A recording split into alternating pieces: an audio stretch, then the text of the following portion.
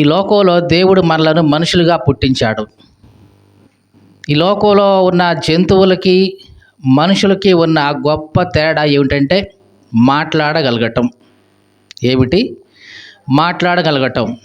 ఈ లోకంలో మనిషికి మాట్లాడగలిగిన ఈ శక్తి, ఈ ఆలోచన, ఈ జ్ఞానం ఈ భూ ప్రపంచం మీద ఏ జీవికి లేవు. ఇక అది చిన్న జీవి మొదలుకొని పెద్ద జీవి వరకు, పెద్ద పెద్ద ఏనుగులైనా సరే, నీళ్ళలో ఉన్న తిమింగలాలైనా సరే, మనిషి కంటే అవి సైజులో కానీ రూపంలో కానీ చాలా పెద్దవే. అయినా సరే దేవుడికి వాటికి మాట్లాడగలిగిన ఆ శక్తి దేవుడు ఇవ్వలేదు. కేవలం ఒక మనిషికి మాత్రమే దేవుడిచ్చాడు. అలా ఇచ్చాడు కదా అని చెప్పేసి ఎలాగ పడితే అలాగ మనం దాన్ని వాడితే అది కూడా మళ్ళీ దేవుడు లెక్కలోకి తీసుకుంటాడు. అదే ఇక్కడ మనం చదువుకున్న మాట. ఏమంటున్నాడు? మనుషులు పలికే ప్రతి వ్యర్థమైన మాటను గురించి విమర్శ దినం అనేది ఒకటి ఉంటుంది. అక్కడ మనం లెక్క చెప్పాలి. సహజంగా మనం ఏమంటామంటే ఒట్టు తీసి గట్టును పెట్టాం. ఏమంటాం? ఒట్టేస్తాం, ఇస్తాను, చేస్తానని మాట ఇస్తాం. తర్వాత చిన్నపిల్లలు ఆడుకునే ఆటలు అన్నమాట అవి. ఒట్టు తీసి గట్టును పెట్టా. కానీ దేవుని దగ్గర అట్లాగ అంటానికి లేదు. దేవుడు మన ప్రతి మాటను కూడా లెక్కలోకి తీసుకుంటాడు. ఎందుకంటే మన నోటి నుంచి వచ్చే ప్రతి మాట దేవునికి లెక్కే ఉంటుంది. అందుకనే మనం పలికే ప్రతి మాటను గురించి కూడా విమర్శ దినమున లెక్క చెప్పాల్సి ఉంటుంది. అంటే మంచి కోసం మాట్లాడావా? ఓకే, మంచిది. దేవుడు దానికి సంతోషిస్తాడు, అభినందిస్తాడు, నీకు మరలా బహుమతులు ఇస్తాడు. ఒకవేళ దాన్ని ఎదుటి వాళ్ళ మీద ఈర్ష్యతోనో, పగతోనో, ఇంకా ఏ దురుద్దేశంతోనే మాట్లాడావా, దాన్ని కూడా దేవుడు లెక్కలోకి తీసుకుంటాడు. ఒకవేళ మంచి కోసం నీ నాలుకను ఉపయోగించావా, మంచిదే, దేవుడు దానికి ప్రతిఫలం ఇస్తాడు. ఒకవేళ చెడు కోసం దాన్ని ఉపయోగిస్తే దానికి తగినట్లు జీతం కూడా దేవుడు నీకు ఇస్తాడు. ఎటువంటి సమస్య లేదు. మనం దేహంతో చేసే ప్రతి పని గురించి దేవునికి లెక్క అప్పగించాలి. ఇంకా పరిశుద్ధ గ్రంథంలో నాలుకను గురించి ఏమని రాయబడిందంటే, నాలుక మన శరీరంలో ఉన్న పాప ప్రపంచం. ఏమిటంట? పాప ప్రపంచం. ఈ దేహంలో పాప ప్రపంచం ఏదైనా ఉంది అంటే అదేంటంట? నాలుక. ఇది లోకంలో ఇదే పెద్ద ప్రపంచం. ఈ ప్రపంచంలో మనం ఒకళ్ళం, మనలో ఒక ప్రపంచం ఉంది. ఆ ప్రపంచంలో నాలుక అనేది ఎట్లాంటిదంట? పాప ప్రపంచం. ఇది నేను చెప్తుంది కాదు, ఒకసారి చూద్దాం బైబిల్లో నుంచి. యాకోబు పత్రిక 3వ అధ్యాయం. యాకోబు పత్రిక 3వ అధ్యాయం. అందరూ తీశారు కదా? జాగ్రత్తగా వచనం వెంబడి వచనం చదువుతున్నాం, జాగ్రత్తగా వినండి. నా సహోదరులారా, బోధకులమైన మనం మరి కఠినమైన తీర్పు పొందుతామని ఎరిగి మీలో అనేకులు బోధకులు కావద్దు. ఇది యాకోబు చెప్తున్నాడు. ఎవరికి చెప్తున్నాడు? బోధకులకి. నాయనా, నేను పాస్టర్ గారిని, నేను సేవకుడిని, నేను అయ్యగారి అని చెప్పుకోండి నా వైపు జాగ్రత్త. తొందరపడి బోధకుడిగా మారమాకు. బోధకులకి మరీ కఠినమైన తీర్పు ఉంటుంది, జాగ్రత్త. ఎవరికంట మరీ కఠినమైన తీర్పు? బోధకులకి. అంటే విశ్వాసుల కంటే కూడా బోధకులకి తీర్పు ఎట్లా ఉంటుంది? మరీ కఠినంగా ఉంటుంది. ఎందుకంటే వీళ్ళు చెప్పేది ఒకటి, చేసేది ఒకటి కాబట్టి. నాలుగుతో ఒకటి మాట్లాడతారు, చేతులతో ఇంకోటి చేస్తారు కాబట్టి కఠినమైన తీర్పు ఉంటుంది, జాగ్రత్త. ఎందుకు కఠినమైన తీర్పు ఉంటుంది? చదువుదాం. అనేక విషయాల్లో మనం తప్పిపోతున్నాం. ఎవడైనా సరే మాట యందు తప్పని ఎడల అట్టివాడు లోపం లేనివాడుగా ఉంటాడు, తన సర్వ శరీరాన్ని స్వాధీనంలో ఉంచుకుంటాడు. అలా ఉంచుకోగలిగే శక్తి అట్లా వస్తుంది. జాగ్రత్తగా చూడండి, ఏమంటున్నాడు? ఎవడైనా సరే మాట యందు తప్పకుండా ఉంటే, మాట ఇచ్చి దానికి కట్టుబడి ఉంటే, మాట ఇచ్చి దాన్ని నెరవేరిస్తే, మాట ఇచ్చి కష్టమైన నష్టమైనా సరే దాన్ని తూచా తప్పకుండా పాటిస్తే, అట్లాంటి వాడు ఎట్లా ఉంటాడంట? ఏ లోపము లేనివాడుగా ఉంటాడు. ఎట్లా ఉంటాడంట? ఏ లోపము లేనివాడుగా ఉంటాడు. అంతేకాదు తన సర్వ శరీరాన్ని కూడా, చేతులు, కాళ్ళు, నాలుక, వీటన్నిటిని కూడా స్వాధీనంలో ఉంచుకునే శక్తి తనకు వస్తుంది. ఎప్పుడు? మాటలో తప్పకుండా ఉంటే. మనం చాలా విషయాలు తప్పిపోతూ ఉంటాం, కానీ ఏ విషయంలో తప్పిపోయినా సరే ఇచ్చిన మాట విషయంలో నువ్వు తప్పిపోకుండా ఉండాలి. అలా తప్పిపోకుండా ఉంటే నీకు వచ్చే ఉపయోగం ఏంటంటే, చెప్పండి, ఏంటి ఉపయోగం? నీ శరీరం అంతా నీ స్వాధీనంలో ఉంటుంది. తర్వాత లోపము లేనివాడిగా ఉంటావు. ఎందుకు ఇవన్నీ చెప్తున్నాడు? చదువుదాం. జాగ్రత్తగా చూడండి. గుర్రములు మనకు లోబడటం కోసం వాటి నోటికి ఏం చేస్తారంట? కళ్ళెం పెడతారు. మీరు ఎప్పుడైనా గాడిదని కానీ గుర్రాన్ని కానీ చూసారా? వాటికి కళ్ళెం అనేది ఉంటుంది. అంటే అట్లా కళ్ళెం అనేది ఉంటుంది. ఇటువైపు ఇటువైపు చుట్టూ ఇట్లా కట్టేస్తారు, కట్టెబెట్టేసి. ఎందుకు అంటే అవి ఇష్టం వచ్చినట్లుగా తిరుగుతూ ఉంటాయి. గుర్రాలు ఇష్టం వచ్చినట్లుగా తిరుగుతుంటాయి. అలా ఇష్టం వచ్చినట్లుగా తిరగకూడదు, ఒక దిక్కులోనే వెళ్ళాలి. మనం ఏ దిక్కు అయితే మనం దాన్ని లాగుతామో ఆ దిక్కులోనే పోవాలి. కాబట్టి దానికి ఏం చేస్తాం? కళ్ళెం పెడతాం.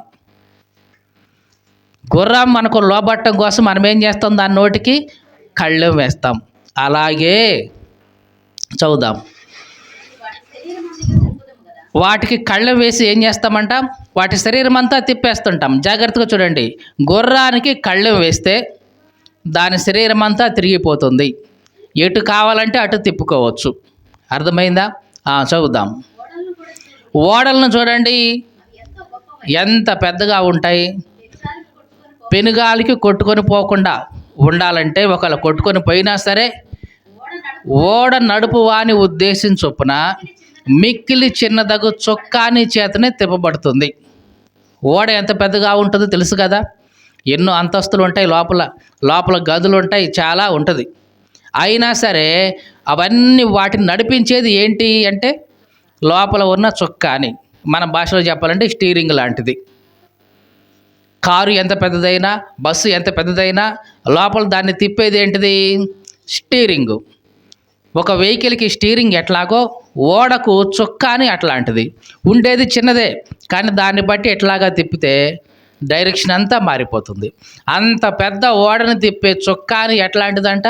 ఇంత చిన్నదే. ఇంత పెద్ద బస్సును తిప్పే స్టీరింగ్ ఎంత చిన్నదే. అంటే గుర్రానికి చిన్న కళ్ళెం వేస్తే చాలు, గుర్రం మొత్తం తిరిగిపోతుంది. ఓడకి చిన్న చొక్కాని ఉంటే చాలు, ఓడ మొత్తం తిరుగుతుంది. అలాగుననే నా సహోదరులారా, నాలుక కూడా చిన్న అవయమే, బహుగా అదిరిపడుతుంది. జాగ్రత్త.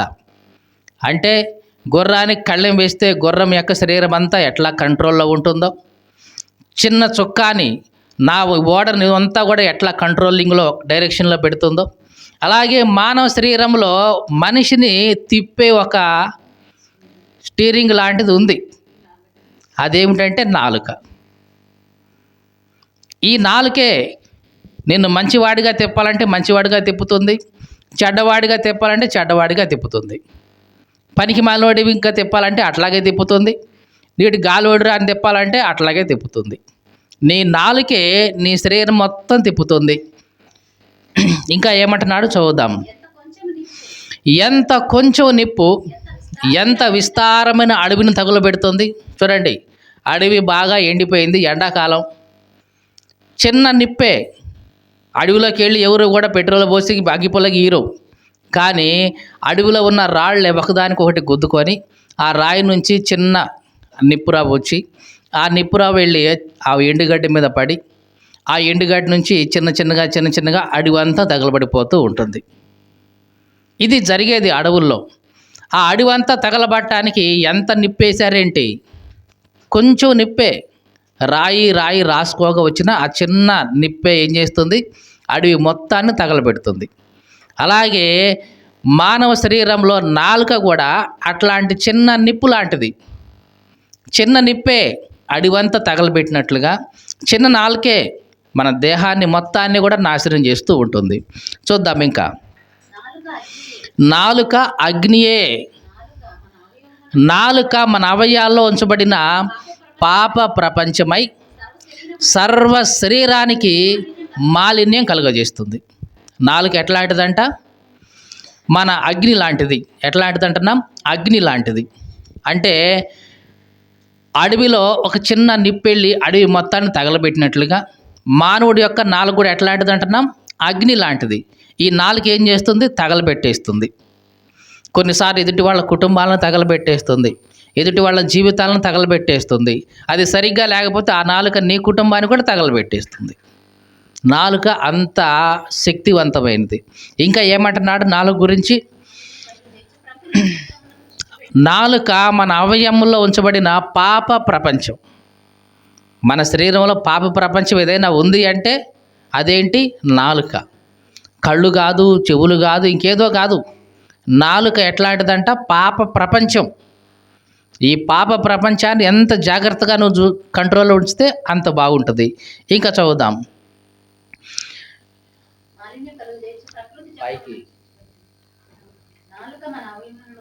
నాలుక మన అవయవం ఉంచబడిన పాప ప్రపంచమై సర్వ శరీరానికి మాలిన్యం కలుగజేస్తూ ప్రకృతి చక్రానికి చిచ్చు పెడుతుంది. చూడండి, ప్రకృతి చక్రానికి చిచ్చు పెట్టేది కూడా ఏంటంట? నాలుక. చిచ్చు అంటే తెలుసు కదా, మంట. దేనికి మంట పెట్టేది? ప్రకృతి చక్రానికి మొత్తానికి చిచ్చు పెట్టేది ఏంటంటే నాలుకే అంట. ఇంకా చూద్దాం. అది నరకము చేత చిచ్చు పెట్టబడును. మృగ, పక్షి, సర్ప, జలచరములలో ప్రతి జాతి నరజాతు చేత సాధు కాజాలను సాధు ఆయను. కానీ ఏ నరుడును నాలుకను సాధు చేయనేరడు. జాగ్రత్తగా చూడండి. మనిషి అన్నిటినీ సాధు చేసుకున్నాడు. ఏమేమి సాధు చేసుకున్నాడు? పక్షి జాతిని సాధు చేసుకున్నాడు, కోళ్ళు, నెమళ్ళు ఇవన్నీ కూడా సాధు చేసుకున్నాడు, పెంచుకున్నాడు, చెప్పినట్టుగా మాట వినేలాగా చేసుకున్నాడు, అంటే సాధు చేసుకున్నాడు. అలాగే సర్పాలను కూడా సాధు చేసుకున్నాడు. మీరు చాలా చూడండి, కొంతమంది పాములను కూడా మచ్చిక చేసుకున్న వాళ్ళు ఉన్నారు. పిలిస్తే వస్తాయి, వీళ్ళంటే వెళ్తాయి. అట్లాగా సర్పాలను కూడా సాధు చేసుకున్న వాళ్ళు ఉన్నారు, మచ్చిక చేసుకున్న వాళ్ళు ఉన్నారు. జంతువులను కూడా మచ్చిక చేసుకున్న వాళ్ళు ఉన్నారు. ఈ కుక్కలు కూడా ఒకప్పుడు అడవి జంతువులే అంట. తర్వాత వాటిని మచ్చిక చేసుకుని చివరికి మనుషుల్లోనే ఉంటున్నాయని అంటున్నారు. అంటే కొంతమంది పులులను స్వాధీనం చేసుకుంటున్నారు, సింహాలను కూడా సాధు చేసేవాళ్ళు ఉన్నారు, పులులను కూడా సాధు చేసేవాళ్ళు ఉన్నారు, ఏనుగులను కూడా సాధు చేసే మనుషులు ఉన్నారు. ఇట్లాగా ప్రతి జంతువును కూడా మనిషి సాధు చేసుకుంటున్నాడు. పక్షుల్ని సాధు చేయగలిగాడు, జంతువులను సాధు చేయగలిగాడు, సర్పాలను సాధు చేయగలిగాడు. ఇంకా జలచరాలు, ఏది తిమింగలాలే కానివ్వండి, డాల్ఫిన్సే కానివ్వండి, వీటన్నిటి కూడా సాధు చేసుకొని పెంచుకునే వాళ్ళు ఉన్నారు లోకంలో. కానీ ఇప్పటి వరకు మనిషి సాధు చేయలేదంటూ ఒకటి ఉందంట. అదేమిటి? తన నాలుక. ఏంటంట? నాలుకను మాత్రం సాధు చేయలేడు, నాలుకను మాత్రం మచ్చిక చేసుకోలేడు, చెప్పిన మాట వినేలాగా, లోబడేలాగా నాలుకను మాత్రం కంట్రోల్ చేసుకోలేడు. అన్ని కంట్రోల్ చేసుకొని, అన్నిటిని మచ్చిక చేసుకొని, అన్నిటిని సాధు చేసిన మనిషి ఏం చేయలేకపోతున్నాడు? నాలుకను మాత్రం కంట్రోల్ చేసుకోలేకపోతున్నాడు, నాలుకను మచ్చిక చేసుకోలేకపోతున్నాడు. అదే దేవుని వాక్యంలో రాయబడింది, ఏ నరుడును నాలుకను సాధు చేయనేరడు. చేయలేడు, నరుడు చేయలేడు. జాగ్రత్తగా వినండి, మీకు అర్థమైందా? మనిషి చేయలేడు నాలుకను సాధు, కానీ దేవుడు చేయగలడు. అది గుర్తుంచుకోండి. మీకు అర్థమైందా ఈ మాట? మనిషిగా నీ నాలుకను నువ్వు సాధు చేయలేవు, కానీ దేవుడు నీ నాలుకను సాధు చేయగలడు. అంటే దేవునికి నిన్ను నీవు అప్పగించుకుంటే, దేవా నా నాలుకను సాధు చేయి నాయన అని నిన్ను నువ్వు ఆయనకు అప్పగించుకుంటే తప్పనిసరిగా దేవుడు చేయగలడు. ఇది ఏ నరుడును నాలుకను సాధు చేయనేరడు. నరుడు చేయలేడు, కానీ దేవుడు చేయగలడు. ఇంకా చూద్దాం. అది మరణకరమైన విషముతో నిండినది, అది నిరర్గళమైన దుష్టత్వమే. చూడండి, నాలుక దేంతో నిండి ఉందంట? మరణకరమైన విషంతో నిండి ఉంది. నాలుక లోపల ఏముందంట? విషం. ఏమండి, నా నాలుకను కోసి చూస్తే విషం రావట్లేదు కదండి, రక్తం వస్తుంది కదండి. అంటారేమో. నాలుక అంటే దీని లోపల కాదు, దీనిలోంచి వచ్చే మాటలు ఎట్లా ఉంటాయంట? విషపూరితంగా ఉంటాయి. ఎదుటి వాళ్ళ మనసుల్లో విషాన్ని నింపేటట్లుగా నీ మాటలు ఉంటాయి. అందుకని నాలుక ఎట్లాంటిదంట? విషపూరితంగా ఉంటుంది. నిరర్గళమైన దుష్టత్వం దాంట్లో ఉంటుంది. ఇంకా ఏమంటున్నాడు? దీనితో తండ్రి అయిన ప్రభువుని స్తుతిస్తాం. దీనితోనే దేవుని పోలికగా పుట్టిన మనుషుల్ని శపిస్తున్నాం. జాగ్రత్తగా చూడండి, అవునా కాదా అండి? ఇదే నాలుగుతో దేవుని మందిరంలోకి వచ్చి దేవుణ్ణి స్తుతిస్తున్నాం. ఇదే నాలుగుతో దేవుని పోలికలో పుట్టిన మనిషిని శపిస్తున్నావు. నువ్వేనాడు నాశనం అయిపోతావురా, నేను ఎన్నడ కట్టకపోతారా, నేను ఎన్నడ బొంద పెడతారా, ఇట్లాంటివన్నీ శపించేస్తున్నావు. ఒక నాలుకేగా, నాలుక ఒకటే. కాసేపేమో దేవుణ్ణి స్తుతిస్తున్నాం, మళ్ళీ కాసేపటి తర్వాత దేవుని పోలికలో ఉన్న మనిషిని శపిస్తున్నాం.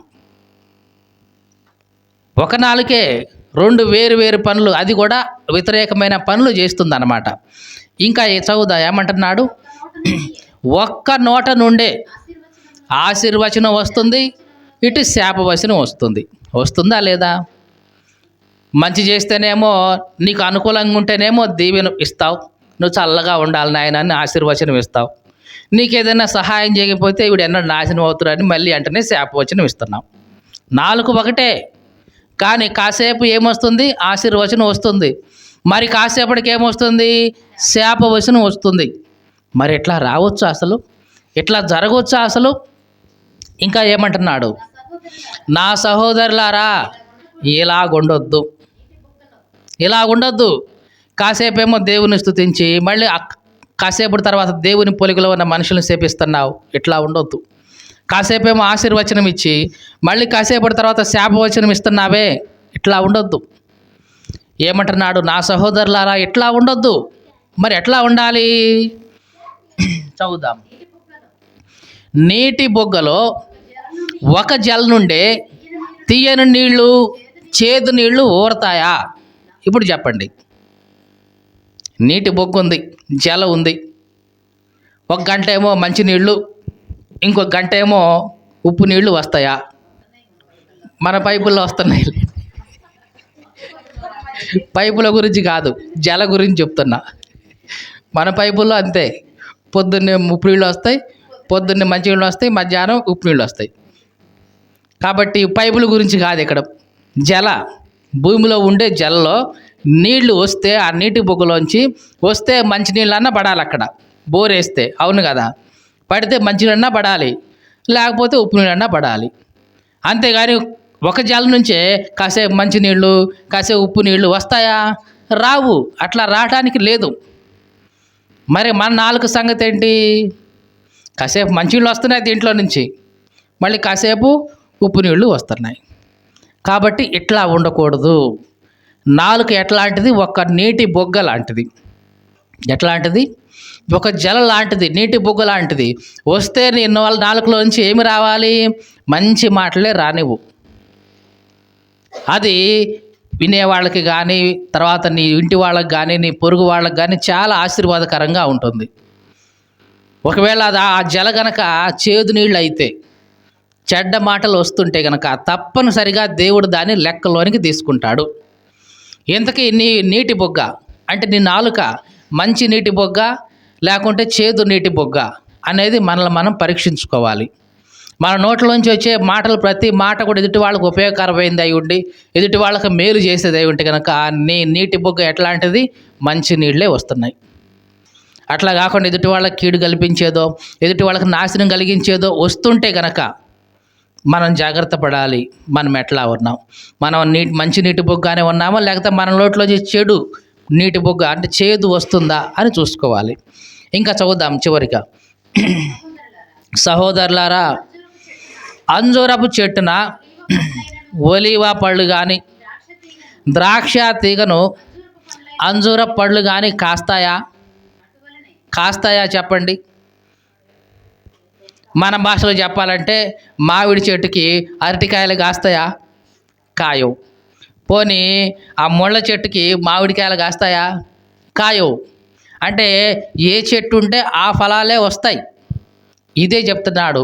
మరి అక్కడ అంజూరపు చెట్టు, ఒలివ చెట్టు ఎందుకన్నాడంటే ఆ దేశంలో ఉండేవి ఆ చెట్లే కాబట్టి వాటిని పోల్చి చెప్తున్నాడు వాళ్ళకి అర్థం కావటానికి. మన దేశంలో ఉన్నది చెట్లు మనకు పోల్చుకుంటే, ఇదిగో మామిడి చెట్టుకి యాపకాయలు కాయవు, అలాగని చెప్పి ముళ్ళ చెట్టుకి మామిడికాయలు కాయవు. ఏ చెట్టుకి ఆ కాయలే కాయాలి, కాస్తాయి కదా. అలాగే ఏ నాలుక ఏ నీటి బొగ్గ అయితే దాంట్లో నుంచి అవే రావాలి. మీకు అర్థమైందా? మంచి నాలుకలో నుంచి చెడు మాటలు రావు, చెడు నాలుకలో నుంచి మంచి మాటలు రావు. ఏ చెట్టు అయితే ఆ కాయలే వస్తాయి. అది మంచి చెట్ట, మంచి కాయలే వస్తాయి. లేదు చెడ్డ చెట్ట, చెడ్డ కాయలే వస్తాయి.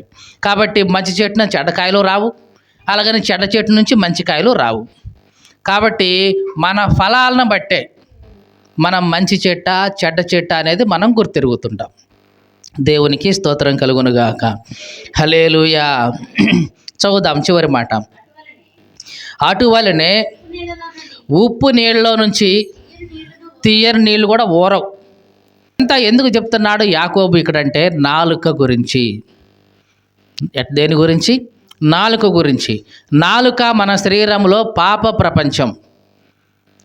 మన శరీరం అంతా మన అధీనంలో ఉండాలంటే ముందు దేన్ని కంట్రోల్లో ఉంచుకోవాలి? నాలుక. అందుకనే యేసుక్రీస్తు చెప్తూ మనం పలికే ప్రతి మాట గురించి విమర్శ దినమున లెక్క చెప్పాల్సి ఉంటుంది. ఎప్పుడు? విమర్శ దినమున. విమర్శ దినం అంటే దేవుడు సింహాసనాసనుడిగా ఉండి ఈ లోకమంతటిని తన ముందు పోగు చేస్తాడు. ఈ లోకమంతటిని, వాళ్ళు బ్రతికున్న వాళ్ళు, చనిపోయిన వాళ్ళు అందరూ కూడా వచ్చేస్తారు. అంటే సృష్టి మొదలుకొని ఇప్పటి వరకు ఎవరైతే చనిపోయారో వాళ్ళందరూ కూడా లేచి దేవుని ముందు ప్రత్యక్షమవుతారు తీర్పు కోసం. అంతమంది పట్టాలంటే మరి ఎట్లా ఉండాలి? మీకు అర్థమైందా ఈ మాట? లోకం పుట్టింది మొదలుకొని ఎప్పటిదాకా ఎవరైతే పుట్టి చనిపోయారో వాళ్ళందరూ కూడా సింహాసనం ముందు వచ్చేస్తారు. మరి అన్ని కోట్ల మంది పట్టాలంటే మరి ఎక్కడ మరి స్టేజ్ కట్టేది? ఎక్కడో తెలుసా? ఆకాశంలోనే ఉంటుంది ఆయన సింహాసనం. అక్కడ వేస్తారు, అందరూ వచ్చేస్తారు ఇక చుట్టూ. ఇక ఒక్కొక్కరిని పిలిచి వాళ్ళు జీవితంలో చేసిన మాటలు, చెప్పిన పనులు ఇవన్నీ కూడా మొత్తం పరిశీలించి విమర్శ చేసి, ఇదిగో ఈ సమయంలో నువ్వు ఇట్లాగా చేసావు, ఇట్లాగా పలికావు, కాబట్టి దీనికి సమాధానం ఏంటి అని చెప్పి దేవుడు నీకు లెక్క అప్పగించి జీతం ఇస్తాడు. మీకు తెలుసా అండి? మనకు అనిపిస్తుంది నేను చేసే పని, నేను చెప్పే మాట ఎవరు చూశారు, దేవుడికి ఎట్లా తెలుసు, సాక్ష్యం ఏందంటావు అనుకుంటారేమో. దేవుడు భూమి ఆకాశైనా సాక్ష్యంగా పెడతాడు. ఎవరినంటే సాక్ష్యంగా పెట్టేది? ఇద్దరు సాక్షులు ఉండాల్సిందే. ఆ ఇద్దరు సాక్షులు ఎవరు? ఒకటి భూమి అయితే ఇంకొక ఆకాశం. కాబట్టి ఈ భూమికి ఆకాశానికి తెలియకుండా నువ్వు ఎక్కడ ఏ పని చేయలేవు. ఏమి చెప్పినా ఏం మాట్లాడినా అది నలుగురికి తెలియకపోవచ్చు కాక భూమికి ఆకాశానికి మాత్రం తప్పనిసరిగా వింటాయి, అవి చూస్తాయి. భూమి ఆకాశం మాట్లాడతాయా అండి అని అంటే మాట్లాడతాయి. వాటికి దేవుని భాష తెలుసు, దేవుడికి వాటి భాష తెలుసు. కాబట్టి అవసరమైతే దేవుడు వేటికైనా సరే మాట్లాడే శక్తి ఇస్తాడు. పాత నిబంధనలో గాడిదకు కూడా మాట్లాడే శక్తి ఇచ్చాడు దేవుడు. కాబట్టి ఆ సమయంలో భూమికి మాట్లాడే శక్తి ఇస్తాడు. భూమి మాట్లాడుతుంది, ఇదిగో పలానా సమయంలో ఇది ఈమె ఇట్లా చేసింది, ఇతరు ఇట్లా చేశాడని సాక్ష్యం ఇస్తాయి. అవసరమైతే వీడియో డిస్ప్లే చేసి మరి ఆకాశంలో చూపిస్తాయి. అదేంటంటే వీడియో ఎక్కడి నుంచి వచ్చింది అంటారు ఏంటి? మీకు తెలుసా మెమరీ కార్డు ఎంత ఉంటుంది? ఇంత ఉంటుంది. దాన్ని ఎట్లా తయారు చేస్తారు తెలుసా? మనకి ఇసుక చూసాం కదా, ఇసుక సిలికాన్, ఆ ఇసుక తీసుకొని దాన్ని మెత్తగా ఇట్లా చేసి దాంట్లో చిన్నగా చేసి ఆ ఇసుక నుంచి తయారు చేస్తారు మెమరీ కార్డు, చిన్న చిప్పు. ఈ చిన్న మెమరీ కార్డులోనే నువ్వు 5 గంటలు 10 గంటలు చేసింది మొత్తం రికార్డ్ చేసి చెప్తుంది, అవునా కాదా? మరి అట్లాంటి ఇసుక రేణువులు భూమి మీద ఎన్ని ఉన్నాయి? ఇట్లాంటివన్నీ కూడా ఒక చిన్న చిప్పులాగా మారిపోయి నీ డేటా మొత్తం కూడా డిస్ప్లే చేస్తుంటే నువ్వు అవు కాదు అంటానికి లేదు ఇక అక్కడ. మీకు అర్థమైందా? ఆకాశాన్ని ఆ స్క్రీన్గా చేసి దేవుడు వాటన్నిటిని డిస్ప్లే చేస్తుంటే ఇది నేను ఎప్పుడు మాట్లాడా అని అంటానికి లేదు అక్కడ. నీ వాయిసే వినపడుతుంది, నువ్వే కనపడుతుంటావు అందరి కళ్ళ ముందు. ఇది నేను ఎప్పుడు చెప్పా, అనవసరంగా అబద్ధాలు నా మీద వేస్తున్నారు అంటానికి లేదు ఇక. ఎందుకంటే కళ్ళకు కట్టినట్టు నేను నువ్వే చూసుకుంటున్నావు కాబట్టి. భూమి సాక్ష్యంగా ఉంది, ఆకాశం సాక్ష్యంగా ఉంది, నేను నీవే చూసుకుంటున్నావు, నీ మాటలు నువ్వే వింటున్నావు. ఇక మాట్లాడడానికి ఏమీ లేదు. ఇది ఎట్లాంటిదంటే, లేదండి నేను తప్పు చేయలేదండి అని కోర్టులో పెట్టిన వీడియో ఇచ్చి ఆ వీడియో తీసుకొచ్చి నీ ముందు చూపించేటప్పుడు, ఇదిగో ఇది నువ్వు కాదా, ఇది నువ్వు కాదా అన్నప్పుడు ఇక మాట్లాడడానికి ఏమైనా ఉంటుందా మనకి? ఏమి ఉండదు ఇక.